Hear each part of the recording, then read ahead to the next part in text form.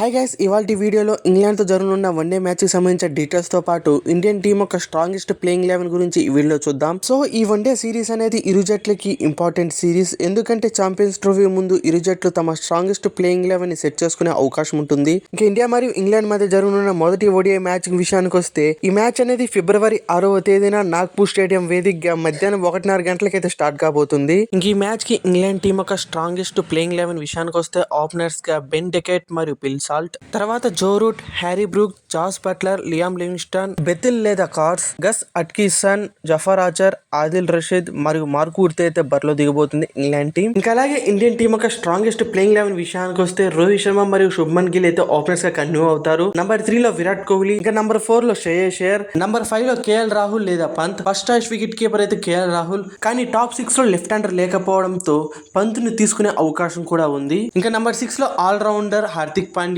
Number 7 లో all rounder Ravindra Jadeja, ఇంకా number 8 లో అక్షర్ పటేల్, 9 లో మహమ్మద్ షమి, నంబర్ 10 లో కుల్దీప్ యాదవ్ మరియు 11 లో అర్ష్దీప్ సింగ్. ఈ ప్లేయింగ్ 11 తో మన ఇండియన్ టీం అయితే ఈ మ్యాచ్ కి బరిలో దిగబోతుంది. ఈ మ్యాచ్ లో వరుణ్ చక్రవర్తి మరియు హర్షిత్ రాణాకి ఛాన్స్ ఇవ్వకపోవడానికి మెయిన్ రీజన్ మన ఇండియన్ టీం ఛాంపియన్స్ ట్రోఫీలో ఉన్న ప్లేయర్స్ తోనే తమ ప్లేయింగ్ 11 ని సెట్ చేసుకునే అవకాశం అయితే ఉంది. సో ఈ మ్యాచ్ లో ఏ టీం గెలుస్తుంది అనుకుంటున్నారో కామెంట్ సెక్షన్ లో కామెంట్ చేయండి.